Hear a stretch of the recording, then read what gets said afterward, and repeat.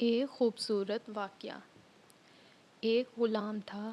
ایک دن وہ کام پر نہ گیا تو اس کے مالک نے سوچا کہ مجھے اس کی تنخواہ میں کچھ اضافہ کر دینا چاہیے تاکہ وہ اور دل جمی سے کام کرے اور آئندہ غائب نہ ہو۔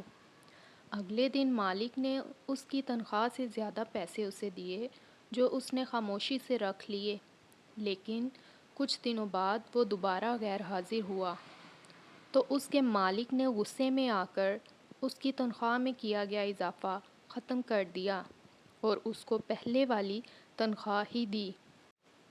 غلام نے اب بھی خاموشی اختیار کی تو مالک نے کہا، جب میں نے اضافہ کیا تو تم خاموش رہے اور جب کمی کی تو پھر بھی خاموش ہو، کیوں؟